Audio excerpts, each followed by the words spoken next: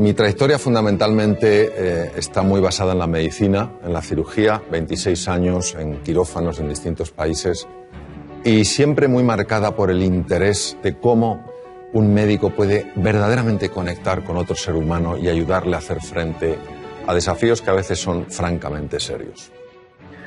Mi formación fue una formación muy técnica, muy científica, que yo completé buscando qué podía hacer que la comunicación, qué podía hacer que la conversación activara mecanismos en el cuerpo que favorecieran la curación.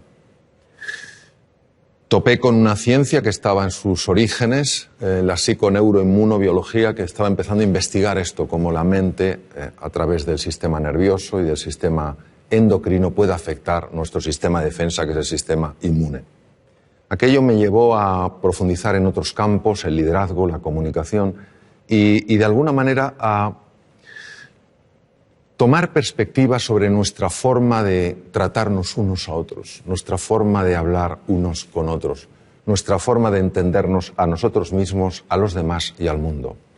Y si bien la medicina es una ciencia apasionante, el ser humano es la cuestión infinita. Empiezas y nunca acabas. Bueno, mi interés por la educación es mi interés por sacar del ser humano lo que verdaderamente tiene dentro. Yo no creo que ningún ser humano esté llamado a la mediocridad. No lo creo, realmente es que no lo creo. Creo que todo ser humano está llamado a la grandeza, y la grandeza no la define la cultura, la grandeza es una cosa que la define nuestra propia naturaleza. La palabra educación en el fondo quiere decir sacar de dentro, ¿eh? Es decir, no somos cubos vacíos que hay que llenar, sino fuegos que hay que encender. Y en este sentido me gustaría contaros una historia que a mí personalmente me ha marcado mucho. He hablado en distintos foros sobre esta historia porque señala lo que para mí es la diferencia entre profesores y maestros. En 1951, en la ciudad de Detroit, nace un joven, un chico de color, que pronto nota lo que es la pérdida, porque siendo jovencito el padre se va. Y se queda la madre, una mujer que no tenía estudios, una mujer que, bueno, se había dedicado a cuidar de sus hijos y se ve con esta situación, con la situación de que tiene que sacar adelante una familia sin que en ese momento entrara ninguna ayuda económica. Se dedica a limpiar apartamentos, a limpiar hospitales, etcétera, etcétera. Y claro, cuando uno ha vivido en la ciudad de Detroit, como he vivido yo trabajé en un hospital que se llama Henry Ford, en neurocirugía. Cuando uno ha vivido en la ciudad de Detroit, pues se da cuenta que Detroit pues, es una ciudad apasionante, pero en ciertas épocas de la historia ha sido una ciudad bastante complicada. En los años 50 verdaderamente había un apartheid, una especie de apartheid, es decir, las personas de color se tenían que sentar en sitios distintos que las personas blancas, tenían que ir a baños diferentes, etcétera, etcétera. Y claro, este chico era un chico de color, era un chico pobre y que pronto pues fue destacando no por su talento, sino por lo que consideraban que era su estupidez. Tampoco por su serenidad, sino más bien por su tendencia, su temperamento violento. Cualquiera que hubiera tenido, digamos, una bola de cristal habría imaginado que este chico habría acabado sin duda en un penal en los Estados Unidos, si no muerto en un combate entre bandas enfrentadas.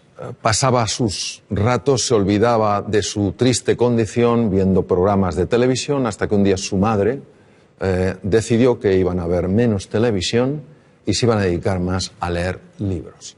Y les obligó a leer libros yendo a la biblioteca pública de Detroit, ya que ellos no tenían dinero para comprar libros, y el joven Benjamin, empezó a enamorarse de los libros.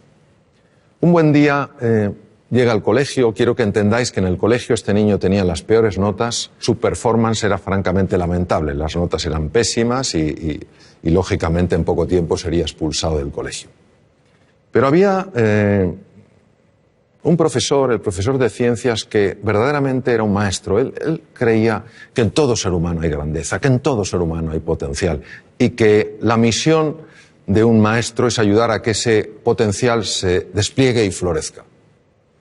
Pero no conseguía que este chico de alguna manera respondiera a los distintos intentos que había hecho para que ganara confianza en sí mismo. Un día el maestro aparece con una piedra muy rara, la levanta delante de la clase y pregunta, ¿qué es esto? Se produce un silencio porque nadie sabe lo que es eso, salvo una persona, que ya os imagináis quién era, Benjamin. Pero Benjamin era el tonto de la clase. La primera pregunta es ¿por qué lo sabía Benjamin? Benjamin lo sabía porque en la biblioteca pública se había dedicado a leer libros de ciencias y por casualidad o sincronicidad, quién sabe, había encontrado libros sobre minerales y había una foto de esa piedra. Pero ¿vosotros pensáis que el tonto de la clase se atreve a hablar? No, porque tú mismo ya matas la respuesta antes de que nazca, es imposible. Si no lo sabe el resto, tengo que estar equivocado aunque parezca que estoy en lo correcto. Pero el profesor sostenía en la roca. De verdad que nadie sabe lo que es esto de roca. Y tímidamente el joven Benjamin alzó la mano. Cuando una persona solo ve el performance y solo enjuicia a los demás, es muy fácil decir, venga, Benjamin, ¿cómo lo vas a saber tú? Si tú no sabes nada. Pero aquel profesor mantuvo un espíritu curioso, interesado. Él sabía que en todo ser humano hay grandeza. La buscaba, la llamaba constantemente. Benjamin, ¿tú lo sabes? Sí. ¿Qué es? Obsidiana. Correcto. Pero el profesor podía haber dicho, todo el mundo puede tener suerte en esta vida. ¿Podía haber dicho eso? No, porque él estaba buscando del hilo que te lleva a la madeja. Pues ¿sabes algo más de la obsidiana? Y vaya que sí sabía el joven Benjamin. Empezó a hablar sobre la obsidiana, las temperaturas elevadísimas, luego el frío, cómo cristaliza la roca, etcétera, etcétera. Lo que podría parecer una cosa sencilla, sin más importancia, banal, supuso un antes y un después en la vida de este chico, porque este chico recuperó la confianza en sí mismo, creyó que era posible aprender, creyó en sí mismo, creyó que a pesar de su triste cuna, por decirlo de una manera, podía tener un brillante futuro. Este chico pasó de ser el último de la clase a ser el mejor estudiante de su colegio. Hizo realidad su más profundo sueño, que era absolutamente imposible, ser médico. Se convirtió en el mejor neurocirujano infantil de la historia, profesor Ben Carson. Ben Carson en 1987 hizo una operación de separar a dos gemelos siameses unidos a nivel craneoencefálico. Todas las cirugías que se habían hecho hasta aquel momento para separar lo que se llama un cráneo pago, esta malformación craneoencefálica, todas los niños habían muerto en la mesa de quirófano. En esta operación, en 1987, intervinieron 70 profesionales de la medicina y duró 22 horas. Los dos niños salieron adelante, vivieron y estuvieron bien y sanos. Él aplicó técnicas especiales de cirugía cardíaca a la neurocirugía. A nadie se le habían ocurrido. Entonces, lo que os quiero transmitir es esto. Es un ejemplo de cómo en todo ser humano hay potencial, en todo ser humano hay grandeza. Y tenemos, entiendo, que tener esta disposición a crear espacios de oportunidad para que esas personas puedan mostrar lo que en realidad siempre han tenido y siempre tendrán, pero que no todo el mundo mostrará si no ve ese espacio de oportunidad. Por favor. Hola, Mario, soy María. María. Como educadora, creo que la motivación es necesaria para el aprendizaje. Y tú dices que hay 6 motivaciones fundamentales para una persona. ¿Podrías hablarnos de ellas? Sí, es una gran pregunta. La motivación es lo que nos mueve a la acción. Y hay efectivamente 6 motivaciones que además están presentes en las distintas culturas. Es una mezcla de nuestra naturaleza y también el entorno cultural. La primera es la motivación de estar en entornos seguros, de poder controlar lo que pasa, de saber que el suelo que pisamos es un suelo firme. La segunda es una motivación de sentirnos reconocidos, sentirnos valorados, de tener un cierto estatus. La tercera es de pertenencia al grupo, es decir, que lleguemos a un sitio y sintamos que nos acogen, que no nos desprecian, que no nos marginan. La cuarta motivación es una motivación al desafío, al reto. Si en la vida no hubiera retos, María, sería muy aburrida. Yo sé que a veces nos gusta mucho estar en la zona de confort, pero durante un tiempo. Al cabo de un tiempo no hay quien lo aguante. Entonces ese reto, ese desafío es una motivación importante. La quinta motivación es la de crecer, mejorar y progresar. Y la sexta es la de contribuir al bienestar de otras personas, el tener una vida con propósito.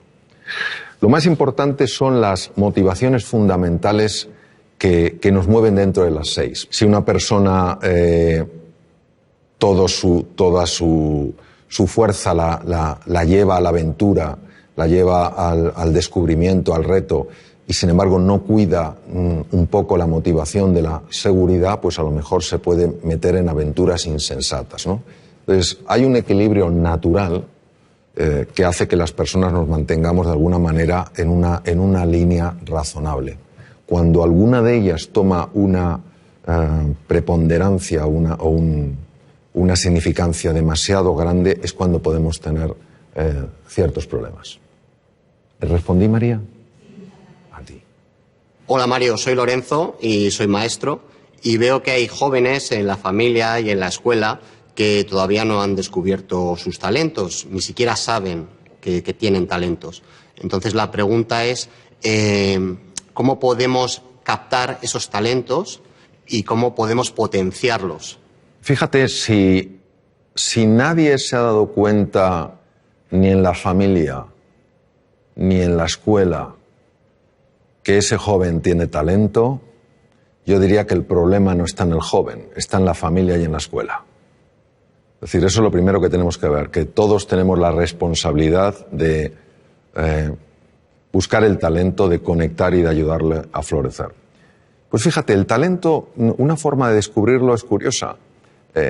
El talento viene muy marcado por algo que se te da especialmente bien, pero es tan natural en ti que nunca le has dado importancia. Nunca le has dado importancia.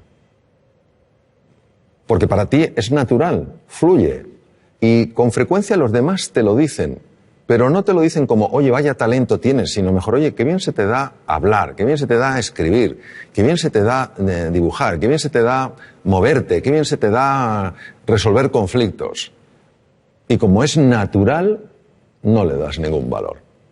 Mi experiencia a lo largo de los años me viene a mostrar que uno ha de buscar el talento en aquello que le es natural, porque el talento siempre deja huella, siempre se expresa. Y hay cosas que nos pueden parecer que son irrelevantes. O sea, yo, por ejemplo, me decían de jovencito, oye, cuando cuentas una historia es que nos quedamos absortos. Yo jamás pensé que esto tendría tanto impacto con mis enfermos. Cuando les contaba a mis enfermos las cosas, cómo íbamos a luchar juntos contra la enfermedad, etcétera, etcétera, y yo veía que se producía un estado de ánimo en ellos sorprendente, tampoco pensé que eso tuviera especial valor, ni que me dedicara luego en la segunda etapa de mi vida mucho más al tema de la comunicación, a escribir. Pues eso es lo que quiero decir, que todo ser humano tiene un talento, y ese talento va dejando huellas, va mandando mensajes, y tenemos que ser un poco más sensibles para entender que el talento tiene muchas formas. Y luego, por otra parte, te diré, Lorenzo, que es muy importante mirar a todo ser humano como se mira aquello que ves como sumamente valioso. De toda la conversación, lo más importante es la forma de mirar. Porque la forma de mirar tiene la capacidad de transmitir con enorme hondura cómo tú estás viendo a esa persona. Cuando tú miras a un ser humano como se mira aquello que es valioso, como somos espejos frente a espejos, esa persona empieza a reconocer su propio valor. Y en ese reconocimiento es más fácil que cualquier talento, cualquier capacidad encuentre un espacio natural para desplegarse. Yo creo que para mí eso es clave. Ver a todo ser humano como grandeza en potencia. Unos lo expresarán en mayor o menor grado, pero esa grandeza está en todo ser humano. Hola Mario, mi nombre es Antonio, soy maestro de educación primaria y mi pregunta es la siguiente. En alguna entrevista mencionas a Gandhi, que sabemos que era abogado de formación pero nunca ganó ningún pleito, pero sin embargo podemos decir que llegó a cambiar el mundo. Entonces, ¿nos podría explicar este ejemplo y sobre todo cómo aplicarlo al ámbito educativo? Sí, la historia de Gandhi es una historia verdaderamente, yo diría, sorprendente. Gandhi padecía lo que se podía llamar una enorme timidez, una timidez profundamente limitante. Como tú has comentado, él se formó como abogado en Inglaterra, ejerció en Bombay y no ganó ningún pleito. Un abogado tiene que tener una buena retórica, tiene que tener una buena capacidad de comunicación. No la tenía. Tuvieron un problema, un familiar que vivía en Sudáfrica, tuvo un problema legal y consideraron la familia que si el joven Mohandas, su nombre es Mohandas, Mahatma quiere decir alma grande, Mohandas Gandhi fuera allí, a lo mejor en el camino se espabilaba, como cuando se manda a un hijo o a un sobrino que se va al extranjero, a ver si con el aire se espabila. Y entonces, ¿qué pasa? Que algo le sacudió profundamente la injusticia que vio. Y este es un punto clave, porque cuando el corazón de un ser humano es tocado con tal nivel de impacto, el cerebro empieza a operar de una forma radicalmente distinta. Entonces Gandhi fue un hombre que ya ni siquiera movilizaba a la gente por su capacidad de comunicación, su simple presencia ya movilizaba. ¿Qué nos quiere decir esto? Nos quiere decir un poco pues lo que hemos estado hablando antes, que no cabe duda que el elemento genético cuenta, ¿cómo no va a contar? No es el definitivo. Marca una tendencia, pero no determina.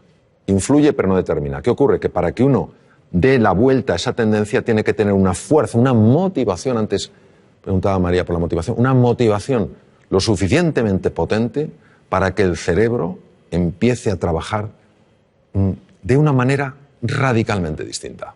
Es lo que te diría. Por eso nunca hay que dar a nadie por perdido. Imaginemos que hubieran dicho, este Mohandas, que no sabe ni siquiera hablar en un juicio. El ser humano siempre nos va a sorprender.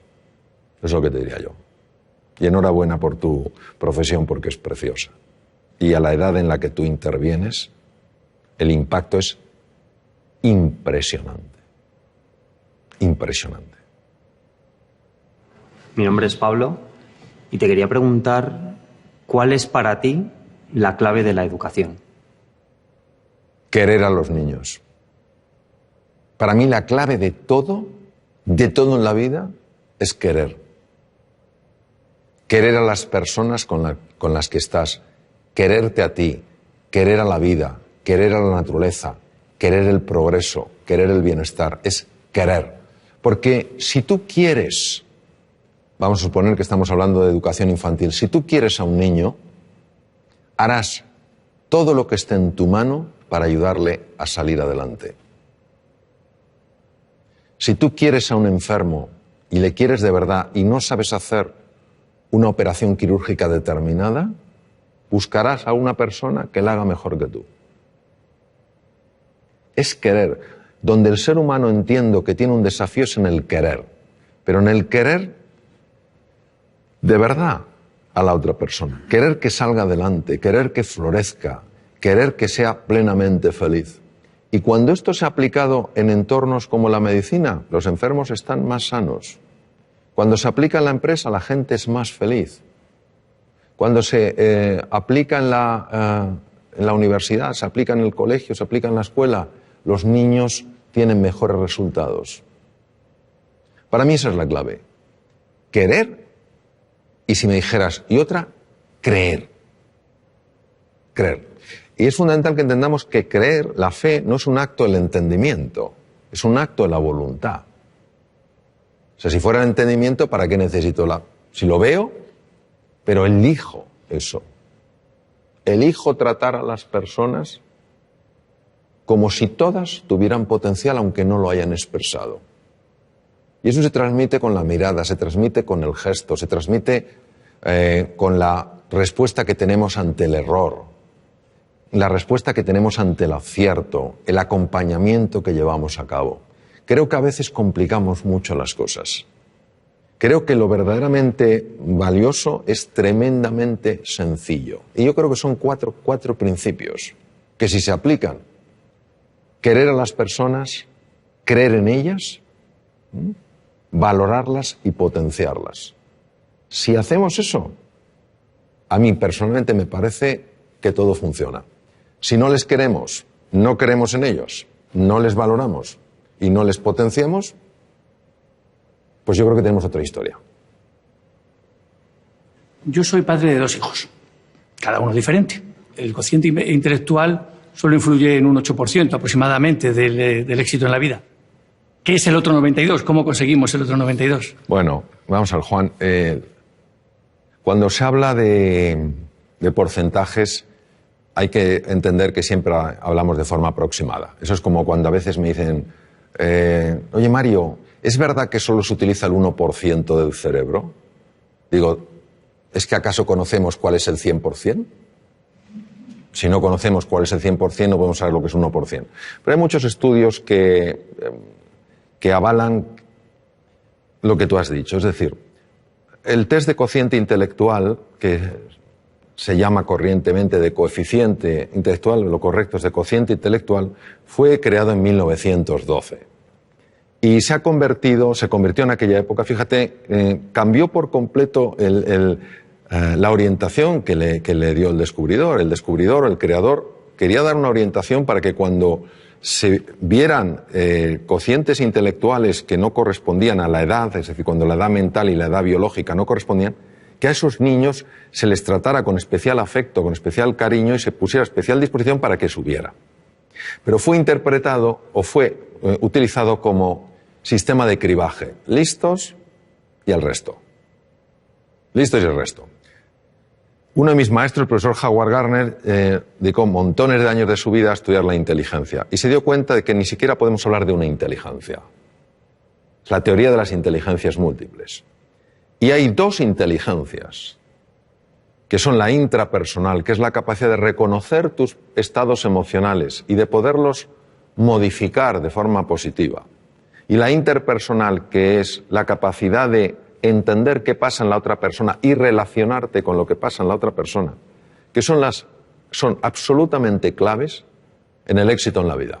Una persona que no sepa gobernar sus estados de ánimo, que un día se levante sin ganas de hacer nada y ese estado de ánimo no lo pueda alterar, o que un día tenga ira y no sepa canalizar de una manera positiva y adecuada esa ira, o tenga miedo y no pueda superar su miedo, es difícil que progrese en la vida. Una persona que no sepa entender a los demás, que no sepa resolver conflictos, pues es difícil que progrese en la vida. Pues estas 2 inteligencias no existen en el test de cociente intelectual. Como no existen otras, la inteligencia musical, la inteligencia kinestésica, la naturista, la espiritual, no están. Entonces, ¿qué ocurre? Que vista la relación que hay entre éxito en la vida, un sentido amplio, a lo mejor hay que redefinir lo que es el éxito, y cociente intelectual, se ve que efectivamente un porcentaje enorme de personas que han tenido éxito, ese éxito no es atribuible a su test de cociente intelectual.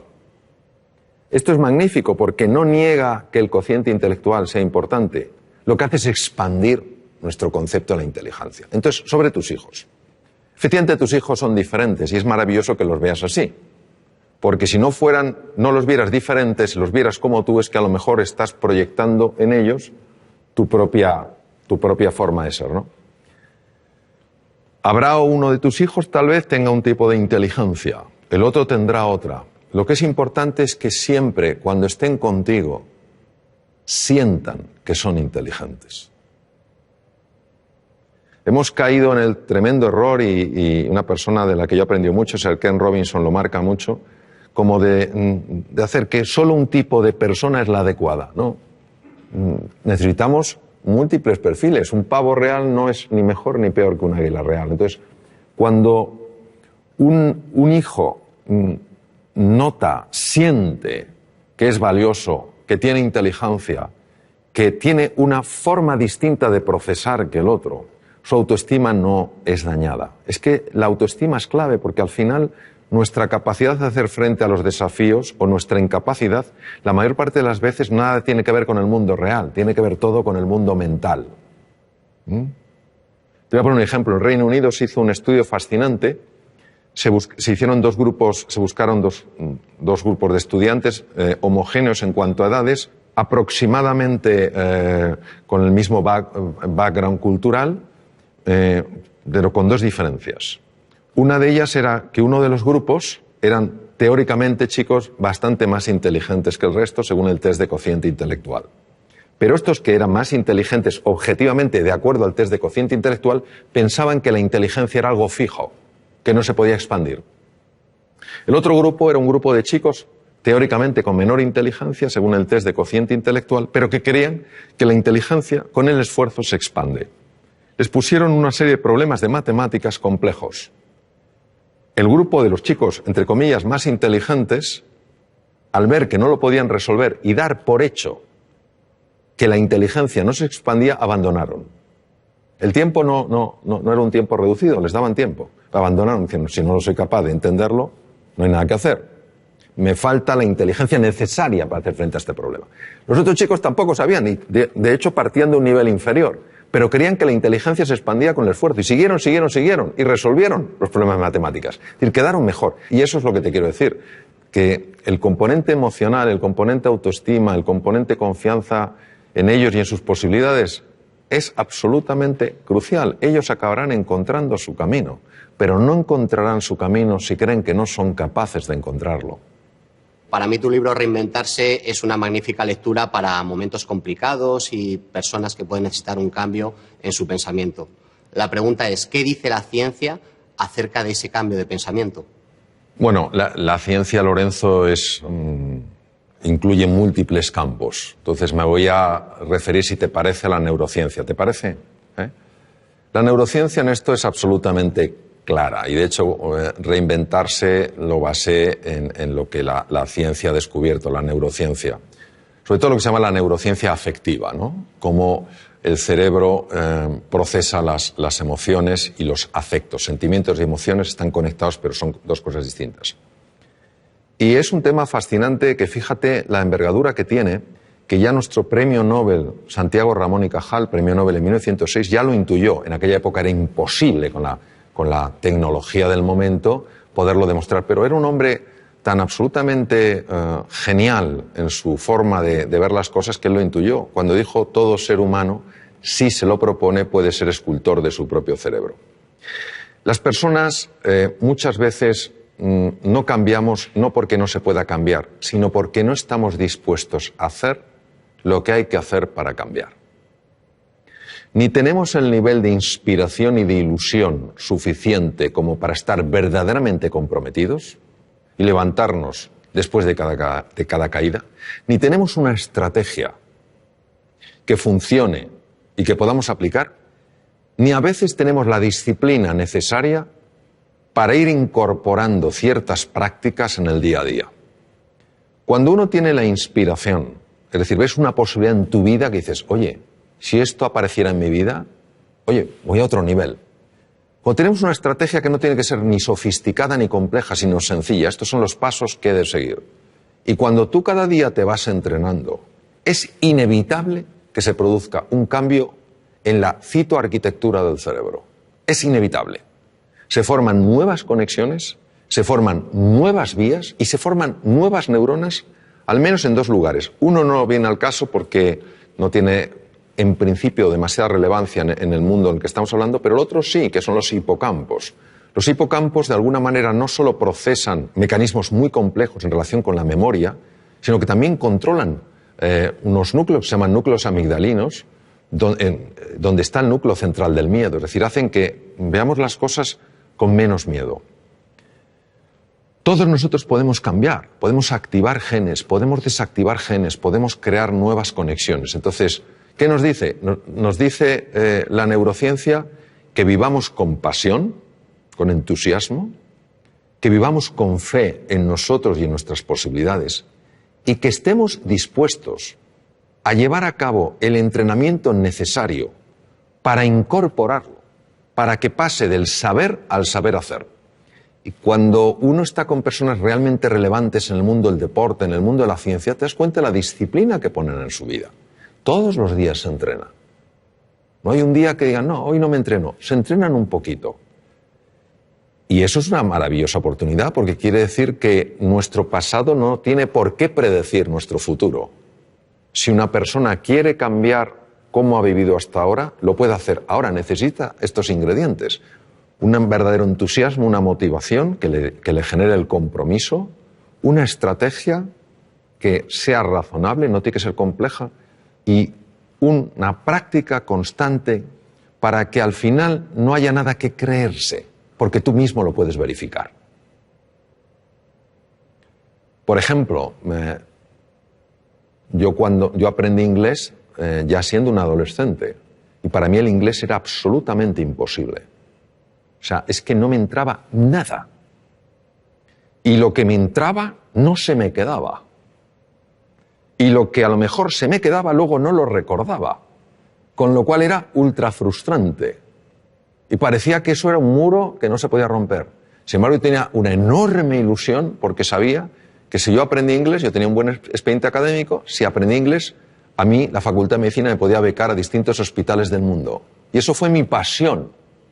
¿Qué estrategia tenía? Pues en aquella época, yo ya tengo mucha juventud acumulada, en aquella época había un libro que era muy básico, no había sistemas tan avanzados como el Vaughan y todo esto, había un sistema muy básico que era un manual y me ponía a leer las lecciones. 10 minutos todos los días, con esa pasión y con la ilusión de que se me quedara algo. Y pasó un año, me presenté al primer examen y claro, ellos me preguntaban en inglés y yo contestaba con el libro. Entonces, claro, se me acaba diciendo, pero este hombre nos contesta una cosa distinta. Pero es lo que yo tenía. Entonces, claro, pero yo seguí y al año y medio se me abrió la cabeza y empecé a absorber el inglés como si fuera una esponja marina. Hoy casi me manejo también en inglés como en español. Entonces, lo que te quiero decir es que si fui capaz de romper ese muro partiendo de la incapacidad absoluta de entender, o sea, no es que para mí el inglés fuera difícil, es que era imposible. Pero que necesité una inspiración. Estuve 2 años, 10 minutos todos los días, de forma ininterrumpida, ni siquiera cuando me duele la cabeza, estuve enfermo con gripe, catarro, etc., nunca lo dejé. Entonces, claro que se puede cambiar, ahora estamos dispuestos a hacer ese esfuerzo, pero tiene que ser algo realmente ilusionante. Y ahí, obviamente, hubo un cambio en la estructura cerebral clarísimo, porque si no es incomprensible. O entre medias me hicieron un trasplante cerebral y yo no me enteré. Es también una posibilidad. Hola Mario, soy Adelaida. Como madre de 2 hijas, nos ocupamos en casa de decirles que son queridas. A pesar de que no se coman toda la comida que tienen en la mesa, a pesar de que cometan equivocaciones, incluso a pesar de que discutimos y peleamos. El caso es que tienen dificultades cuando se enfrentan a situaciones nuevas. Entonces, ¿cómo podemos hacer nosotros como padres para ayudarles a que se enfrenten a esos miedos? Pues viendo que nosotros nos enfrentamos a los nuestros. ¿Sabes lo que pasa? Yo también tengo 3 hijos y resuena mucho conmigo o resuena mucho en mí lo que dices tú. Es difícil que los hijos aprendan valentía de los padres, porque les queremos tanto que nuestro miedo a que les pase algo, nuestro miedo a que sufran, nuestro miedo a que lo pasen mal, hace que muchas veces tomemos una actitud hiperprotectora. Y a veces son amigos suyos, otros familiares, los que dicen atrévete, prueba esto, etcétera, etcétera. Entonces, yo te diría, en relación a tu pregunta, es decir, como madre, ¿qué puedes hacer? Bueno, en primer lugar, entender que es normal que nuestros hijos se den golpes, es normal que nuestros hijos experimenten frustraciones y es normal que experimenten dolor, si no, no hay crecimiento. Y a veces los tenemos un poquito entre palmitas, como que no le pase nada, no vaya a sufrir. No. Yo lo que te diría es que hagas 3 cosas. Lo primero es valorarles. Tú ya les estás valorando. Les valoras como personas. La segunda es desafiarles. Es importante que les desafíes para que ellos crezcan. Y la tercera es acompañarles. Es decir, que muchas veces no se sientan solos en el desafío. Hay desafíos que verdaderamente para todo ser humano y en unos niños el que corresponde a su edad, da mucho miedo. Si se sienten acompañados, lo cual no quiere decir llevarles de la mano, si se sienten acompañados se atreven mucho más. Yo haría esas 3 cosas, sencillamente valorarles, desafiarles y acompañarles. Y luego dejar que la naturaleza obre. La realidad y el mundo real, al menos como yo lo veo, es mucho más benevolente que el mundo mental. El mundo mental nos monta unas historias. Yo creo que es experiencia de muchos, si no de todos los que estamos aquí, como cuando una cosa nos ha dado miedo y hemos dicho, tengo que hacerlo, y le hemos dicho, pero si no era para tanto. Si no era para tanto. El miedo tenemos que verlo no como un oponente, sino como un compañero imprescindible para crecer. Cuando una persona siente miedo, estamos hablando de los miedos habituales, no estoy hablando de ante el depredador. Cuando una persona siente miedo es porque está tocando las barreras, los límites de su zona de confort. Y esa es la llamada para estirarse. Esa es la llamada para crecer. Toda la magia está fuera de la zona de confort. Todos tenemos miedo. En una ocasión un piloto, hace muchos años, norteamericano, los mejores pilotos de Boeing 747, los Jumbo, le preguntaron qué sentía al despegar con 400 pasajeros. Y él dijo, miedo. Y el que entrevistó dijo, Dios mío, ¿pero cómo puede tener usted miedo? Así que dijo, no, yo tengo miedo, que no es lo mismo que el miedo me tenga a mí. Cuando yo tengo miedo, tengo un nivel de atención, un nivel de alerta, un nivel de eficiencia que no tendría si para mí fuera algo banal, estaría mucho más despistado. Ahí estoy atento. Pero el miedo no me tiene a mí, es decir, yo no estoy en pánico. Es completamente diferente. Entonces ese puntito tenemos que verlo. Luego que vean en ti también, como yo procuro, con mis errores, por supuesto, que vean en mí que hay una coherencia entre lo que decimos y lo que hacemos. Porque al final nuestros hijos no van a hacer lo que les digamos, van a hacer lo que vean. Hola Mario, mi nombre es Fernando y soy director pedagógico en un colegio. Mi pregunta está relacionada con el micromundo que es siempre un aula. ¿Por qué es tan importante el estado de ánimo de alumnos y profesores en el proceso de aprendizaje y qué estrategias podemos utilizar para conseguir que ese estado de ánimo sea el óptimo? Me gusta especialmente de tu pregunta que incluyas tanto alumnos como profesores, porque creo que es importantísimo valorar el estado de ánimo del profesor. Un sistema educativo que no valora el estado de ánimo del profesor, creo que se equivoca profundamente.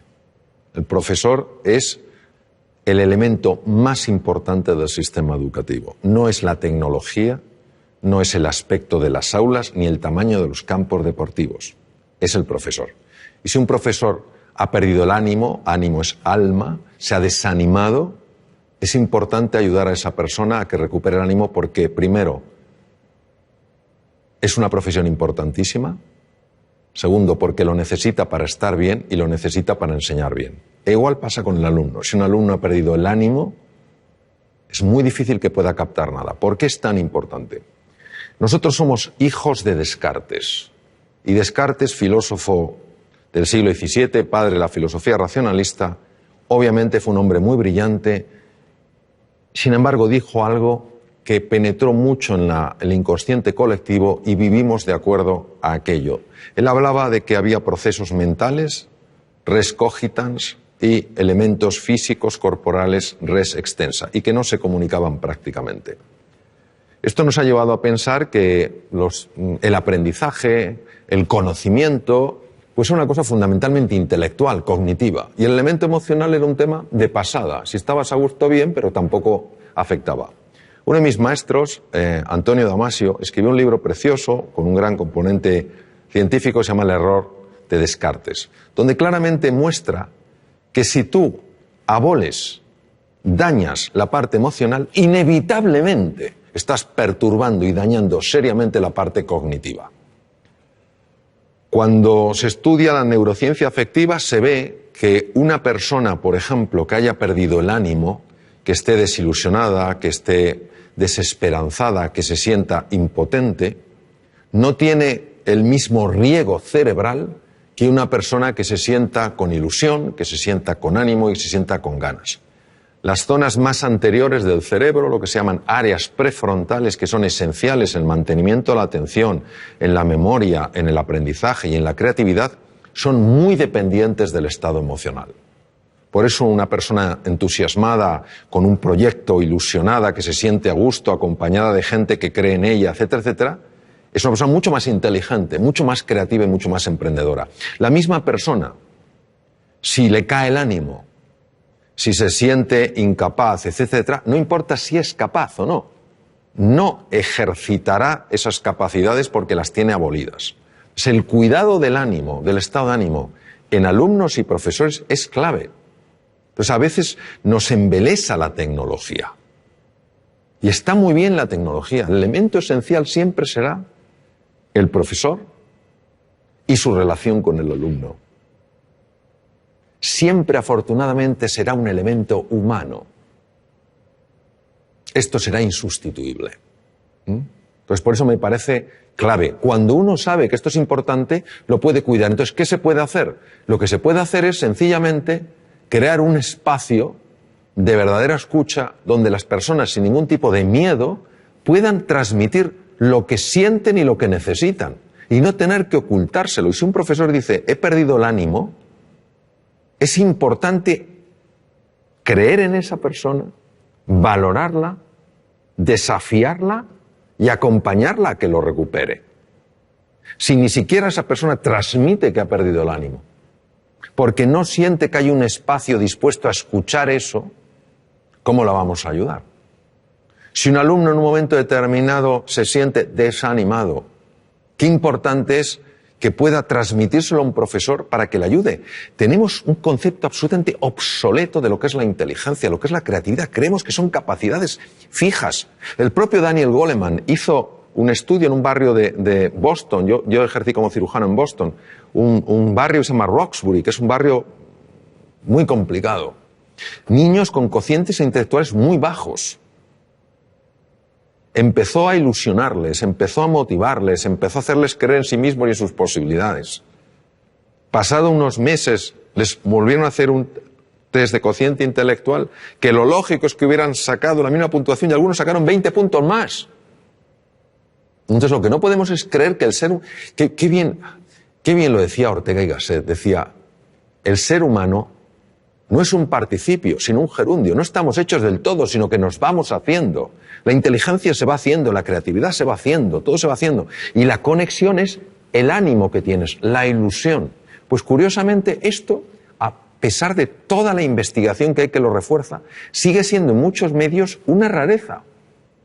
Es como una conversación que no se tiene. Parece que estamos en el siglo XVII. Que hemos avanzado mucho tecnológicamente, pero no tenemos el tipo de conversación que a lo mejor podríamos tener para tocar temas de esta envergadura. Y no hay nadie que no tenga momentos con el ánimo caído y necesite que alguien le ayude a levantarlo. Si lo podemos expresar con confianza, si podemos abrir nuestra vulnerabilidad sin sentirnos en peligro, es que todos ganamos. Eso es lo que yo te diría. Hola, Mario. Me gustaría que nos contaras algunas técnicas, consejos o pautas que transmitir a nuestros hijos cuando se ponen nerviosos ante un examen. Esa situación de estrés, de nervios que vivimos, ¿cómo manejarla? El estrés es un campo muy amplio y de gran calado. Entonces, yo lo que te diría es que la razón por la que nos ponemos nerviosos la mayor parte de las veces no es por el hecho en sí, sino por la historia que nos estamos contando acerca del hecho. Es decir, hay un examen y esto obviamente es una prueba.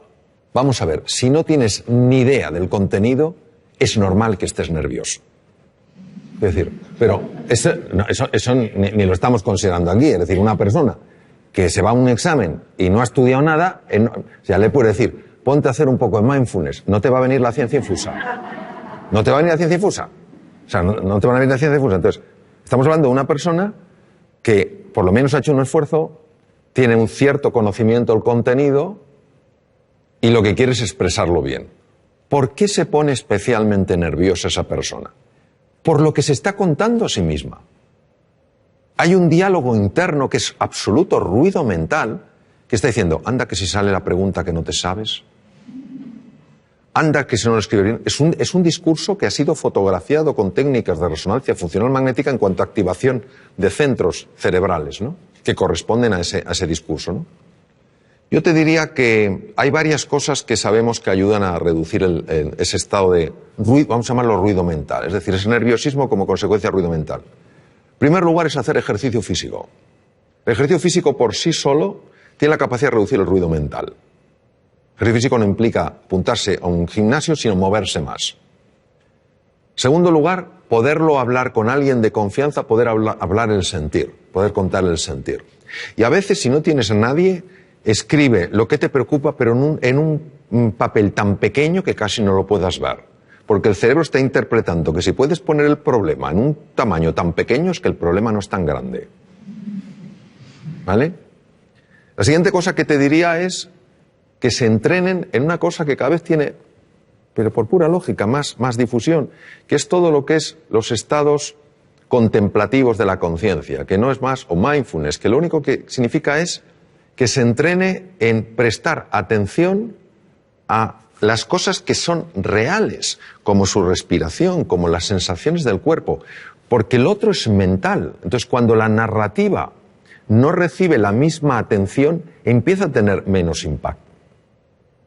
Y hay una cosa que es clave en el adiestramiento, y yo he visto su tremenda eficacia, que es acostumbrarte a traer la atención al aquí y a la ahora. Es decir, por ejemplo, vamos a suponer que uno de tus hijos está preparándose para el examen y está nervioso como puede estar uno de los míos, y cualquiera de nosotros. Esto es una cosa que todos podemos compartir y relacionarnos perfectamente con esa situación. Entonces, claro, empieza a pensar, no, si hubiera estudiado más, si ya me lo decía mamá, no veas tanta tele y estudia un poco más, y no lo he hecho. Anda que si ahora lo hago mal el examen, fíjate qué cosa, qué truco tan sutil y demoledor de lo que se llama la mente dualista. Te está llevando para atrás a lamentarte y te está llevando al futuro a preocuparte. Te priva de fuerza en el presente. Y una cosa que procuro entrenar todo lo que puedo es cuando veo que me estoy lamentando de algo del pasado, inmediatamente vengo al presente. Porque caemos en la tentación de pensar que cuando miro atrás para lamentarme de algo no lo volveré a repetir. Es mentira. Es un truco para que te sientas fatal. Eso es como cuando uno ha decidido reducir su ingesta, lo que come, y llega el momento del postre. Y se acerca el camarero y te dice, por cierto, la especialidad aquí son los postres. Y entonces tímidamente preguntas, ¿no tendrá algo de chocolate? Y dice, señor, la mejor tarta de chocolate del mundo. Entonces es como un deseo irrefrenable de comerte esa tarta de chocolate. Entonces te la comes y cuando te la has comido empiezas a sentirte culpable. No me la tengo que haber comido. Es la misma mente jugando de tal manera que te tenga siempre atrapado. Primero, hace que esa tarta de chocolate sea absolutamente tentadora. Y lo segundo, hace que te sientas culpable. Yo me pregunto, ¿hay alguien que por sentirse culpable ha cambiado alguna conducta? No. Llega la próxima tarta de chocolate y vuelves a caer. Entonces, lo que te quiero decir, cuando se habla tanto del aquí y el ahora, parece que tiene una connotación metafísica o filosófica. No es así, es tremendamente práctica.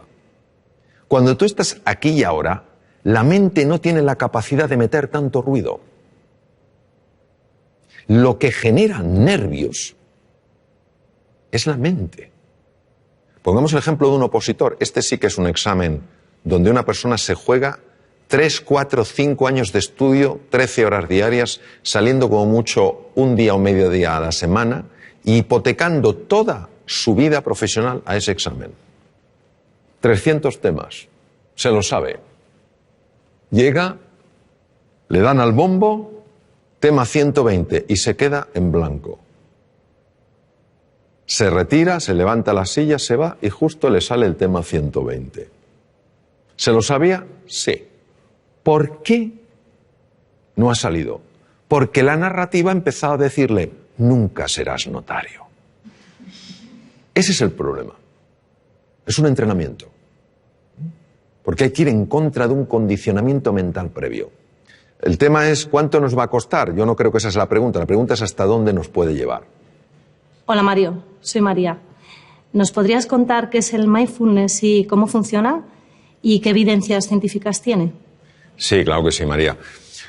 Lo que pasa es que lo voy a contar de una manera muy visual, porque yo creo que lo vamos a ver mejor. Vamos a suponer que tú y yo estamos dando un paseo, entramos en un parque y vemos un lago, no muy grande, pero un lago. Entonces nos asomamos a ver qué hay en el fondo del lago y si el lago es profundo o no lo es. Pero no podemos ver el fondo. ¿Por qué no lo vemos, María? Porque está el agua turbia. Muy bien. Una de ellas es que el agua esté turbia. Si el agua está turbia, no podemos ver el fondo. Y si el agua no estuviera turbia, sino que fuera absolutamente cristalina, ¿por qué no vemos el fondo? Pues a lo mejor no vemos porque ese agua está agitada. Vamos a suponer que conseguimos que ese agua se serene, que ese agua se tranquilice. Entonces podemos ver el fondo, que puede tener una gran profundidad, ¿verdad? ¿Y qué hay en el fondo? En el fondo puede haber grandes tesoros, ¿no? Me permito recordar que algunos de los mejores tratamientos oncológicos que hay en la actualidad se han obtenido de esponjas marinas. Hay grandes tesoros, grandes oportunidades, y también podemos ver cosas pues que no tendrían que estar ahí. Plásticos, basura en el fondo del mar que está haciendo daño a la naturaleza, ¿correcto? Eso es lo que hace el mindfulness. Nuestra mente está agitada y como está agitada no vemos nuestro potencial ni tampoco vemos aquello que nos está lastrando.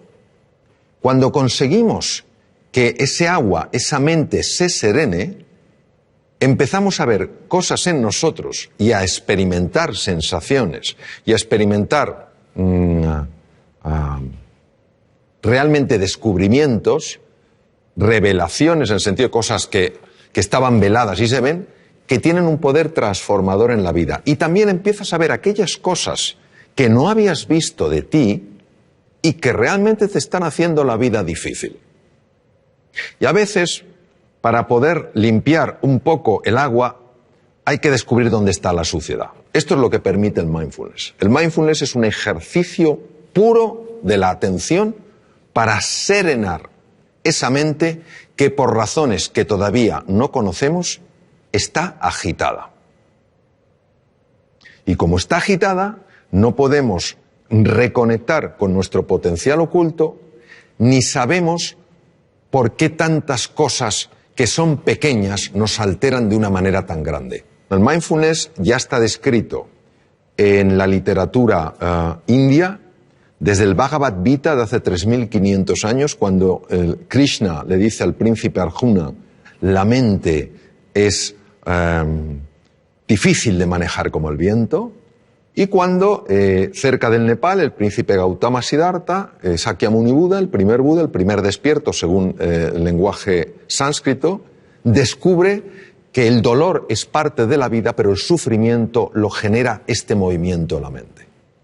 Y que la forma de combatir ese sufrimiento es estabilizar la atención, alejándola de esa narrativa, de esa rumiación constante, de ese ruido que nos impide reconectar con lo que somos. La evidencia científica, pues mira, la evidencia científica es aplastante.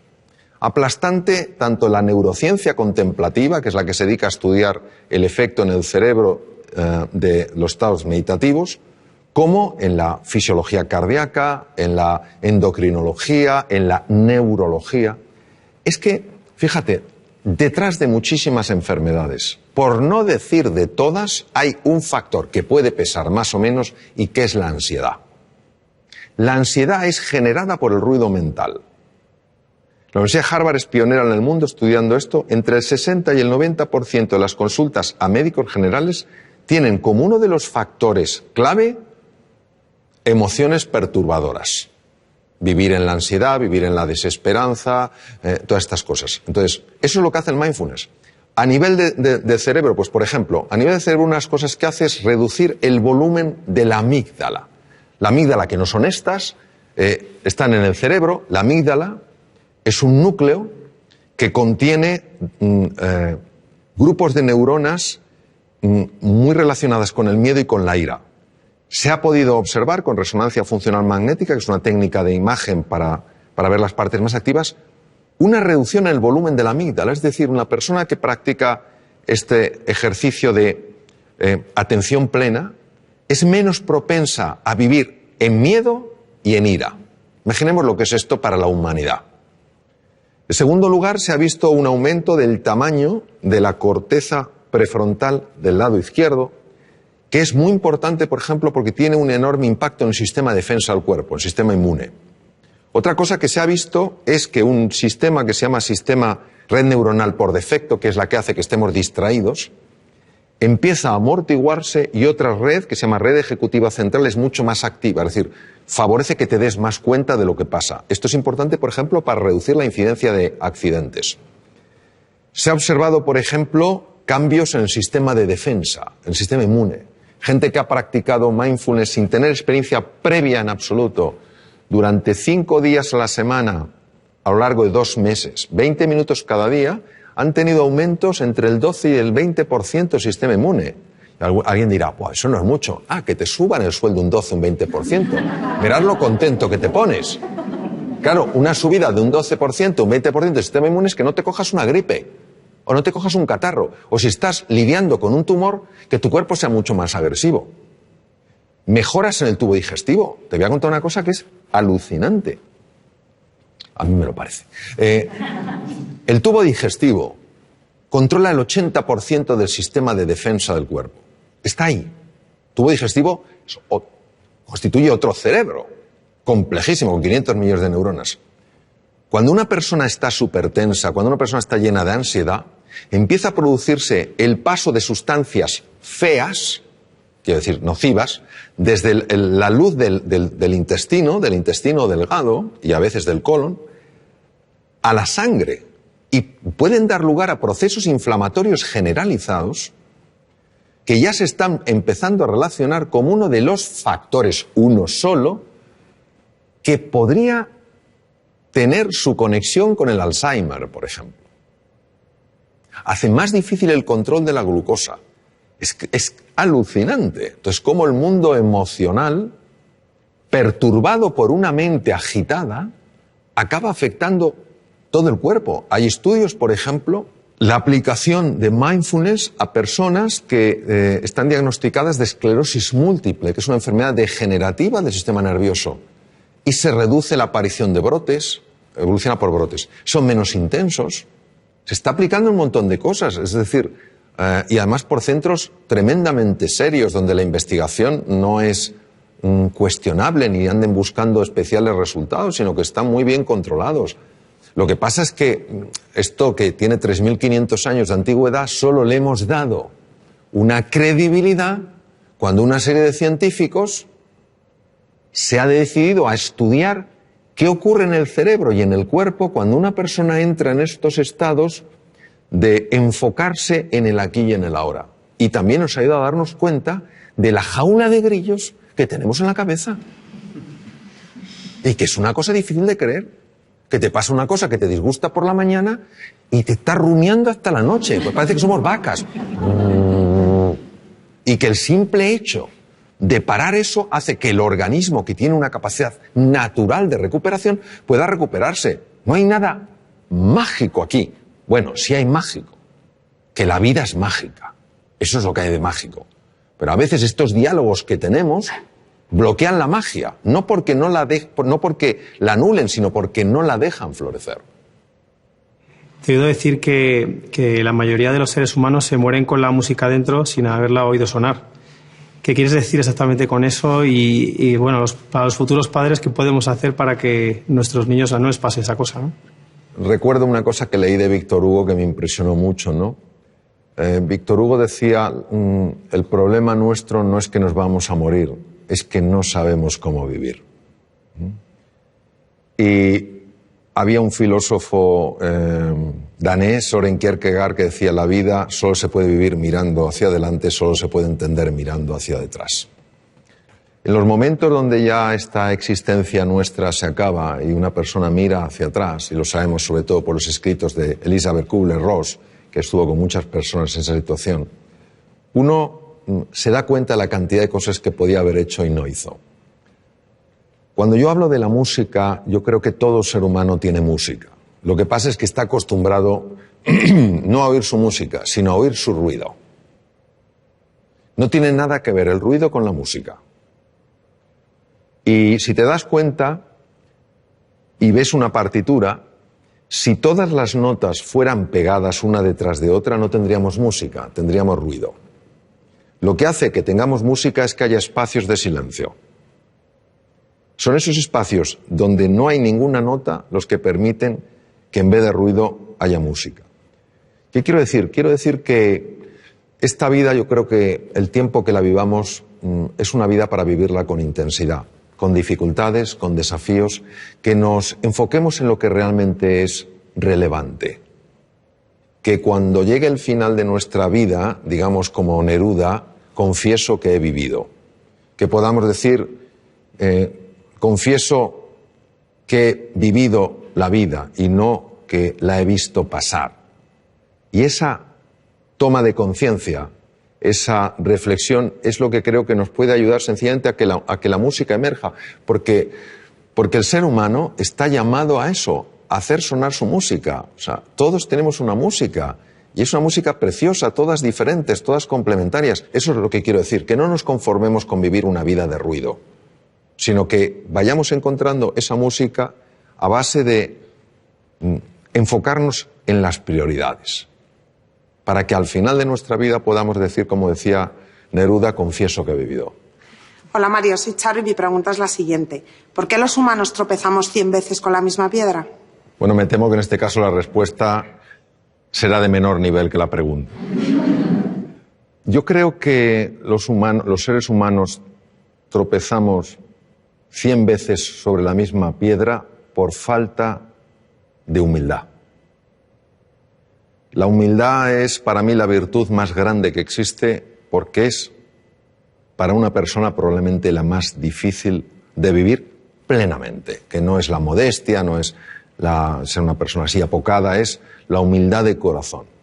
Cuando una persona es realmente humilde, y no lo digo por mí porque desafortunadamente no lo soy, pero sí por personas con las que he estado, grandísimos seres humanos con una humildad aplastante, son personas que tienen mentalidad de principiante. Es decir, puede ser un premio Nobel y te está escuchando como si fuera un alumno tuyo. Pero yo qué le puedo enseñar a este hombre. Pero está plenamente ahí. Cuando comete un error, lo que más le interesa no es buscar culpables ni en él, ni en ella, ni en los demás, sino averiguar qué es lo que ha pasado. Es una mentalidad mucho más científica, interesada, curiosa, que una mentalidad enjuiciadora. Porque creo que cuando una persona es humilde y tropieza con una piedra, está dispuesta a reconocer que ha tropezado con una piedra y no a intentar ocultarse ante sí misma o ante los demás qué ha sucedido. Porque creo que cuando una persona es humilde y tropieza con una piedra, se deja asesorar, pregunta, escucha, pide ayuda y se deja ayudar. Creo que nuestra soberbia nos mata, literalmente. No queremos aceptar las cosas como son. Queremos que sean a nuestra medida. Queremos que la vida se pliegue a nuestros deseos. Por eso no fluimos con la vida. Cuando aparece algo que no nos gusta, nos preguntamos ¿por qué? En lugar de ¿para qué? Y todo eso creo que es lo que hace que nos cueste aprender. Y si yo lo llevara a una metáfora, creo que la vida se vive en plenitud cuando el que pilota el coche es la conciencia. Y en el copiloto va el ego. Pero cuando el ego es el que pilota, te puedes tropezar 100, 1000, 100.000, y nunca aprenderá. Bueno, creo que ha llegado el el momento ya de terminar. Aparte de expresaros mi profunda gratitud por las dimensiones tan amplias y profundas de vuestras preguntas, pues un poco resumir, tal vez desde otro ángulo, lo que hemos estado hablando, que es que el ser humano es indivisible. O sea, una persona puede tener un hígado, pero una persona es más que su hígado. No somos casos clínicos interesantes, sino seres humanos completos. Y que la faceta física, el cuidado del cuerpo, de la nutrición, el hacer ejercicio físico es muy importante. La faceta mental, dormir bien, dormir suficiente es importante. Es más importante dormir que comer, fisiológicamente hablando. Que la faceta mental es clave, que tenemos que aprender todos a gestionar mejor nuestra mente, a enfocarnos en lo esencial, a usar un lenguaje que nos ayude, no que nos anule, a interpretar las cosas de una forma que nos permita salir adelante, no quedarnos atascados, ¿no? Que el elemento afectivo es esencial, buscar lo positivo en las cosas, más que los porqués, los paraqués, más que los esques, pues tal vez los hayques, a lo mejor más que solo me queda, pues los aún me queda, ¿no? Y que luego hay una dimensión espiritual en la existencia humana que es muy importante y que nos abraza a todos, que es la vida con propósito, es decir, que nuestro propósito no es solo experimentar la felicidad, sino ayudar a otros seres humanos también a ser felices. Decía Martin Buber, un magnífico filósofo alemán, decía que se puede vivir como si fueras el centro de una circunferencia o se puede vivir como si fueras el centro de una elipse. Qué bonito, porque la elipse tiene dos centros, tú y yo, y así es como se construyen nosotros. Yo creo que todos en la dimensión espiritual lo que estamos llamados es a construir un nosotros, ayudarnos en este viaje fascinante que es la vida, en nuestras distintas facetas, y que la educación, se valore o no, es increíblemente valiosa. ¿Cuántas cosas no tendríamos que padecer si las hubiéramos aprendido a edades más tempranas? ¿Cuántos conflictos no surgirían si los hubiéramos aprendido a resolver en un entorno escolar cuando éramos más jovencitos?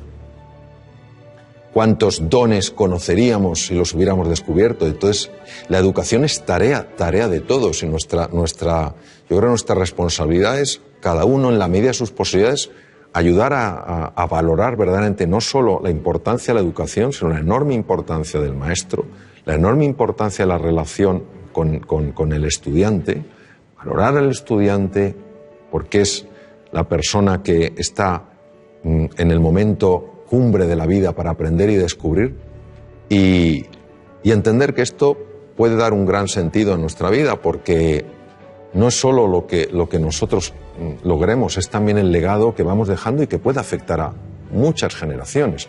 Tú cambias un sistema educativo, lo mejoras, y eso puede tener un impacto como cuando tiras una piedrecita en un estanque y las ondas se extienden por todas partes.